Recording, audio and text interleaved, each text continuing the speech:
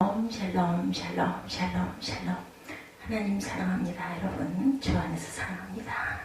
욥기 7장 말씀이죠. 오늘 1절에서 21절 중에 1절에서 10절 인생의 참모습이 어떤 것인가. 1절부터 보면 이 땅에 사는 인생에게 힘든 노동이 있지 않겠느냐, 그의 날이 풍굴이 날과 같지 않겠느냐, 이렇게 시작합니다. 종은 저녁그늘을 몹시 바라고 품꾼은 그의 삭슬을 기다리느니 이와 지나가 여러 달째 고통을 받으니 고달픈 밤이 내게 작정되었구나. 자신의 그 고통이, 공고함이 밤과 같다. 내가 누울 때면 말하기를 언제나 일어날까, 언제나 밤이 갈까 하며 새벽까지 이리 뒤척 저리 뒤척 하는구나. 내 살에는 구더기와 흙덩이가 의복처럼 입혀졌고 내 피부는 굳어졌다가 터지는구나. 나의 날은 배틀의 북보다 빠르니 희망 없이 보내는구나. 내 생명이 한낱 바람 같음을 생각하옵소서. 나의 눈이 다시는 행복을 보지 못하리이다. 나를 본 자의 눈이 다시는 나를 보지 못할 것이고 주의 눈이 나를 향하실지라도 내가 잊지 아니하리이다. 구름이 사라져 없어진 같이 스올로 내려가는 자는 다시 올라오지 못할 것이오니 그는 다시 자기 집으로 돌아가지 못하겠고 자기 처소도 다시 그를 알지 못하리이다. 절망의 극치의 표현을 하고 있죠. 어린 시절 우리들 무지개 바라보면 그 무지개 너무너무 아름답고 영롱하죠. 가득 이렇게 동그랗게 무지개가 져요. 심지어는 쌍무지개도 집니다. 7가지 무지개 정말 아름답습니다. 그런데 그저 무지개는 참 물방울들의 모임이죠. 사실은 비온 뒤 하늘에 수증기가 떠올라서 물방울들이 많아지면서 구름 뒤로 나타난 태양빛을 분산시키며 생긴 현상. 과학적으로는 겉으로는 율곡빛 같은 아름다운 모습 같지만 실제로는 그저 수증기가 떠오른 물방울들일 뿐이다. 이렇게 볼 때 무지개는 허상이고 물방울은 실상임을 우리가 알게 됩니다. 인생에도 허상이 있고 실상이 있죠. 많은 사람들이 무지개처럼 인생을 바라보곤 합니다. 아름다운 꿈도 꿔보고 때론 환상에 잠겨보기도 합니다. 이것은 인생의 허상일 뿐이고 인생의 참모습은 보다 상당히 어둡기도 하고 심각하기도 하고 아프기도 합니다. 이것이 인생의 실상이죠. 오늘 본문에 욥이라는 사람의 이야기, 고통 중에 있는 욥입니다. 뜻하지 않게 극심한 위기를 겪게 됩니다. 한순간에 10명의 자녀를 잃고 재산도 잃고 아내마저 욕하고 그 곁을 떠나죠. 중병에 걸려 몸도 극심한 고통을 겪게 됩니다. 구더기와 흙덩어리가 내 몸에 입혀있다. 5절에 보면 무섭죠. 살에는 구더기와 흙덩이가 의복처럼 입혀졌고 내 피부는 굳어졌다가 터지고 나의 날은 배틀의 북보다 빠르니 희망이 없어 보인다. 이렇게 한탄을 합니다. 절망 가운데 있습니다. 중요한 것은 이런 극심한 인생의 위기를 겪으면서 욥이 인생의 참모습을 발견하게 되는 것이 중요합니다. 그동안 나름대로 무지개처럼 마음속에 담아오던 인생의 아름다운 모습들이 사라지고 마치 물방울처럼 생생한 인생의 실체가 눈앞에 펼쳐지기 시작했습니다. 인생에 대한 허상을 걷어내고 인생에 대한 실상을 직시하게 된 것이죠. 그럼 욥이 발견한 인생의 참모습은 과연 무엇일까? 일해야 하는 존재입니다. 욥이 말하는 인생의 참모습은 우선 일해야 하는 존재다. 1절에 보면 이 땅에 사는 인생의 힘든 노동이 있지 아니하겠느냐 이렇게 반문합니다. 인간은 일을 해야 사는 존재이죠. 그런데 인간이 해야 하는 그 일들이 인간을 힘들게 하기도 합니다. 힘든이라고 말하고 있고 3절을 보면 고통을 받는다. 이와 같이 내가 여러 달째 고통을 받으니 고달픈 밤이 내게 작정되었다. 밤으로 표현하죠. 또한 이렇게 일해야 하는 인간을 종으로 그리고 품꾼으로 비유하고 있습니다. 7절을 보면 내 생명이 한낱 바람 같음을 생각하옵소서. 나의 눈이 다시는 행복을 보지 못할 것이다. 8절에 나를 본 자의 눈이 다시는 나를 보지 못할 것이고 주의 눈이 나를 향할지라도 내가 잊지 아니할 것이다. 이렇게 얘기합니다. 여러 달째 고통을 받고 고달픈 밤에 내가 누울 때 말하기를 언제 일어날까? 언제나 밤이 갈까 하며 새벽까지 이리 뒤척 저리 뒤척한다. 이래 고통을 이야기하고 있죠. 종은 예, 시키니까 어쩔 수 없이 일하는 사람. 예, 그리고 풍부는 먹고 살기 위해서 수없이 일하는 사람. 이렇게 볼 때 인간이 해야 하는 일들은 힘들어서 육체적으로 인간을 고달프게 할 뿐 아니라 억지로 마지못해 해야 하기 때문에 정신적으로 고달프기도 하다는 거죠. 이 고달픈 인생의 밤, 결국 욥이 소개해주는 인간의 참모습은 일 때문에 고생하는 존재이기도 하다라는 거죠. 예, 그래서 2절에 종은 저녁거늘을 몹시바라고 품꾼은 그의 삭설 기다리죠. 종이 왜 저녁거늘을 쉴 수 있는 밤이 오니까. 그렇죠. 예, 창세기 1장 28절에 하나님이 그들에게 복을 주시며 하나님이 그들에게 이르시되 생육하고 번성하여 땅에 충만하라. 땅을 정복하라. 바다의 물고기와 하늘의 새와 땅에 움직이는 모든 생물을 다스리라 하시니라. 처음 인간을 창조하실 때 일하게 하셨는데 그 일에 복이 있다라는 거죠. 근데 인간이 하나님께 범죄한 뒤 상황이 바뀝니다. 창세기 3장 17절에 보면 예, 땅은 너로 말미암아 저주를 받고 너는 내 평생 수고하여야 그 소산을 먹으리라. 내가 흙으로 돌아갈 때까지 얼굴에 땀을 흘려야 먹을 것을 먹으리니. 하나님의 말씀을 믿지 못하고 불순종한 뒤 그 일이 더 이상 복이 아니라 고통이 됩니다. 그럼 우리는 어떻게 살아야 할까? 어떻게 일을 해야 하고 그 일이 우리에게 고통스럽다면 우리는 과연 어떤 결심과 각오를 해야 할까? 첫째, 잘 참고 견뎌야 되겠죠? 어차피 일이 숙명처럼 주어진 것이라면 참고 견뎌야 합니다. 피할 수 없고 미룰 수 없는 것이라면 인내하면서 겪어서 넘어서야 되죠. 예, 흘러간 유행가 가운데 아내에게 바치는 노래라는 곡이 있습니다. 그 노래 처음 부분은 젖은 손이 채워 살며시 잡아본 순간 거칠어진 손마디가 너무나 안타까웠어. 아주 예전 노래입니다. 한동안 유행했었던 걸로 제가 기억을 합니다. 어느 날 문득 남편이 집안일 하느라 젖어있는 아내 손을 잡아보니 정말 거칠어졌어요. 아내 남편의 눈에 안타까운 눈물이 흐릅니다. 남편의 눈에. 그렇죠.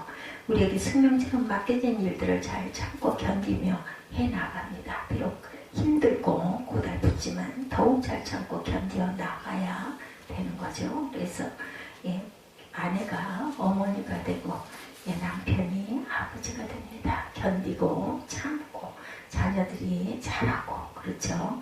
둘째, 사명감으로 일을 할 때는 해야 되겠다. 기왕 일을 할 것이라면 사명감을 가지고 해나가야 합니다.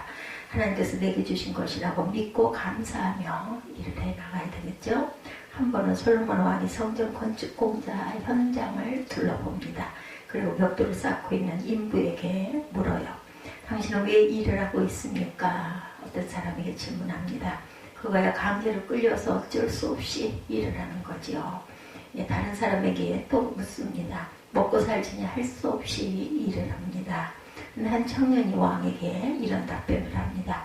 저는 참 기쁩니다. 제가 지금 하나님의 성전을 짓고 있다고 생각하니 너무나 감사하고 감격스럽습니다. 우리가 지금 하고 있는 일을 하나님께서 내게 맡겨주신 일이라고 한다면 우리가 정말 감격하고 감사해야 되겠죠. 질병과 또한 씨름하는 존재, 사명감으로 일을 해야 되고 잘 참고 견뎌야 되고, 둘째는 사명감으로 일을 해야 되고, 셋째는 질병과도 또한 씨름해야 되는 존재입니다. 욥이 말하는 또 하나 인생의 참모습은 병과의 씨름이었죠. 5절에 내 살에는 구더기와 흙덩이가 의복처럼 입혀졌고 내 피부는 굳어졌다가 터지는구나. 욥이 투병하고 있는 모습을 말씀하고 있습니다. 지금 싸우고 있는 질병은 욥기 2장 7절에도 소개되었었죠. 사탄이 이에 야훼 앞에서 물러가 욥을 쳐서 그의 발바닥에서 정수리까지 종기가 나게 합니다. 그러니까 머리끝에서 발끝까지 온몸에 악성 종기가 났다라는 거죠.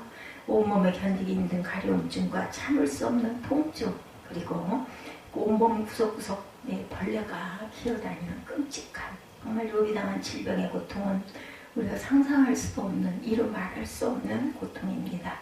욥처럼 치열하게 생명을 걸고 질병과 싸우고 있는 것. 지금 욥은 그렇죠. 인간은 에덴 동산에서 쫓겨나오면서 질병과 전쟁이 시작이 되었습니다. 인간은 이렇게 노화라는 과정을 밟기 시작하죠. 그 신체가 죽음을 향해 한 걸음씩 나아가며 서서히 소멸되어가는 과정을 밟아가고 있습니다. 점점 신체가 약해지죠. 부위들이 쉽게 질병에 노출됩니다. 살아가면서 저마다 갖가지 질병에 걸려 고통을 받죠. 현대의학은 노화와 질병의 근본적인 원인이 유전자 손상이 있다는 사실을 밝힌 바가 있습니다. 인간이 나이가 들어가면서 유전자가 손상을 입게 되고 그 과정에서 서서히 늙어가고 질병에 걸리기도 한다는 것이죠. 그리고 이것은 피할 수 없는 현상이 됩니다. 그러면 우리는 어떻게 살아야 할까? 이렇게 우리가 살아있는 동안 질병을 씨름하며 살아야 한다면 우리는 과연 어떻게 이 질병과 싸워야 될까? 건강관리를 잘해야 되겠죠. 고린도전서 6장 19절에 보면 너희 몸은 너희가 하나님께로 받으서 너희 가운데 계신 성령의 전인 줄 알지 못하느냐. 너희는 너희 자신의 것이 아니라 하나님 것이라는 거예요. 청지기로 내 몸을 잘 돌보고 관리하라고 하나님께서 우리에게 몸을 주셨다라는 거죠. 우리가 건강관리를 잘 하기 위해서 힘써야 할 것들 몇 가지를 짚어봅니다. 첫 번째, 마음을 지켜야 되겠죠. 대부분의 병은 마음과 관련이 있습니다. 마음의 병에는 우울증은 물론이고 각종 스트레스로 인한 질병이 생기죠. 그래서 마음을 평안하게 지켜갈 책임이 있습니다. 두 번째, 잘 먹어야 되겠죠. 현대인의 질병 중 절반이 먹거리와 관련이 있어요.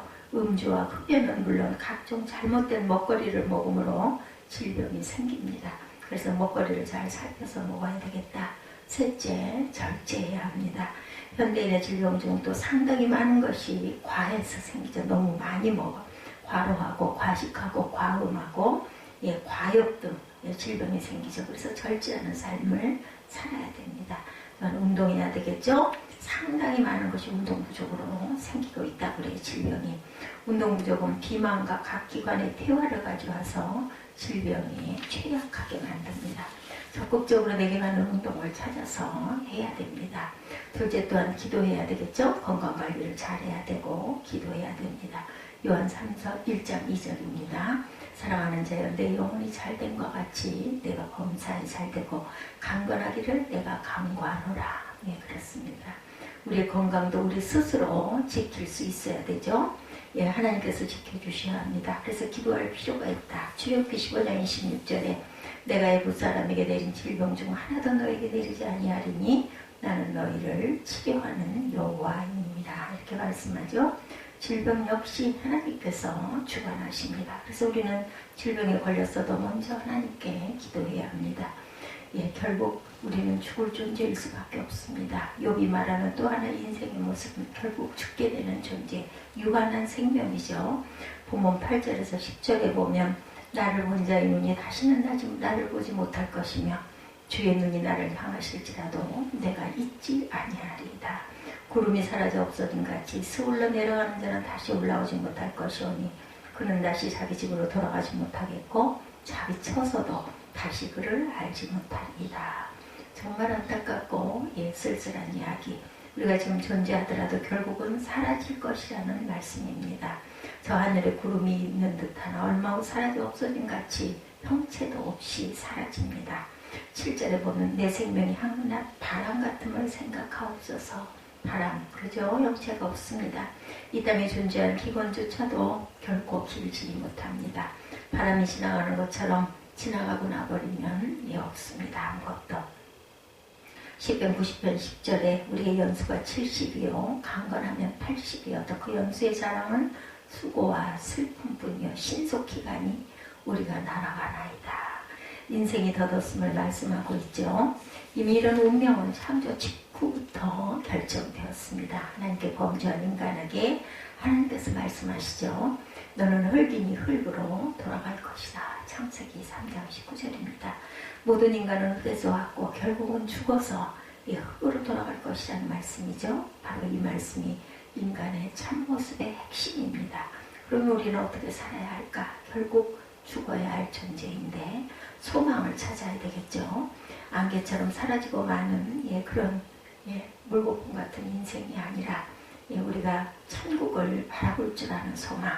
요한복음 14장 2절에서 4절에 내가 너희를 위하여 거처를 예비하러 가노니 가서 너희를 위하여 거처를 예비하면 내가 다시 와서 너희를 내게로 영접하여 나 있는 곳에 너희도 있게 하리라. 예수께서 제자들 곁을 떠나시기 전에 유언처럼 약속하신 말씀입니다. 천국에 우리의 처소를 예비해 놓으시고 우리가 이 세상을 떠날 때 우리를 그곳으로 인도해 가실 것이다, 이렇게 약속하셨어요. 자, 우리가 항상 이 소망을 갖고 살아야 됩니다. 예수 믿는 사람은 우리 그 모습, 돌아갔을 때 모습도 다르다고 그러죠. 굉장히 평안하다고 그래요. 입가에 미소까지 띄어 있다고 합니다. 그렇지 않은 사람은 시신의 모든 모습이 굉장히 어둡다고 그러죠. 오랫동안 궁금했는데 바로 천국에 대한 소망이 있는가 없는가, 이 차이였다. 어떤 분이 이런 깨달음을 말씀하시는 걸 들었습니다. 죽어 눈을 감는 순간 천국을 바라볼 수 있는가, 그렇지 않은가, 얼굴 표정이 나타나겠죠. 자기도 예수 믿지 않을 수 없어서 교회에 왔다, 이렇게 말씀하시는 분이 계셨어요. 우리가 천국을 소망을 가지고 살아야 됩니다. 그러면 죽음이 두렵지가 않습니다. 어차피 조금 이르든 조금 늦든 우리 결국은 똑같죠. 잘 살아야 합니다. 우리가 결국 죽을 것이라면 우리에게 남겨진 삶을 정말 가치 있게 후회 없이 잘 살아내야 되겠죠. 바울은 디모데후서 4장 7, 8절에 나는 선한 싸움을 싸우고 나의 달려갈 길을 마치고 믿음을 지켰으니 이제 후로는 나를 위하여 그의 면류관이 예비되었으므로 주 곧 의로우신 재판장이 그날에 내게 주실 것이며 내게만 아니라 주의 나타나심을 사모하는 모든 자에게도 면류관을 예비하고 우리에게 주실 것이다. 세상 떠나면서 이렇게 말할 수 있도록 살아야 되겠죠. 그렇기 위해서 우리가 하나님께 온전하게 예배하고 우리의 마음을 잘 지키고, 그리고 질병으로부터 보호받기 위하여 먹는 것, 또한 운동하는 것, 그리고 하나님 보시기에 아름다운 삶의 습관을 가져야 되겠죠. 사람들을 사랑하고 또한 섬길 줄도 알고 베풀고 살아야 합니다. 우리가 인생의 참모습, 인생을 차분하고 진실되게 살 수 있어야 합니다. 자칫 인생의 허상에 사로잡혀서 살게 되면 인생을 망치게 되죠. 헛된 인생을 삽니다. 우리가 인생에 일을 해야 하는 존재임을 또한 기억해야 합니다. 그리고 질병과 씨름하며 살아야 하는 존재임도 기억해야 되겠죠. 나가 결국은 죽어야 할 존재. 그럴 때 더욱 하나님을 의지하며 살아가야 합니다. 한 번은 가죠. 더욱 겸손하게 내가 할 수 있는 일은 정말 극히 일부분이죠. 하나님께서 허락하시지 않으면 어떤 것도 할 수 없다는 것을 온전하게 인정하고 주 안에서 아름다운 삶을 살아가시는 참모습의 저와 여러분들이 되시기를 주님의 이름으로 축복합니다. 오늘은 모처럼 공휴일이죠. 오늘 하루 여러분들 재충전하시고 이제 푸르른 5월달이 눈앞에 다가왔어요. 5월부터는 코로나 바이러스에서도 우리가 해방이 되어서 모임도 많이 갖고 예배도 더 열심히 모여서 드리고 찬양도 기쁘게 하고, 그리고 어느 곳이든지 잘 다닐 수 있는 자유로운 학생들이 또한 인터넷 개학을 했지만 학교에도 나가서 정다운 벗들의 얼굴도 자유롭게 보고 떠들고 운동도 할 수 있는 그러한 5월이 되기를 소망하면서 기도하시기 바랍니다.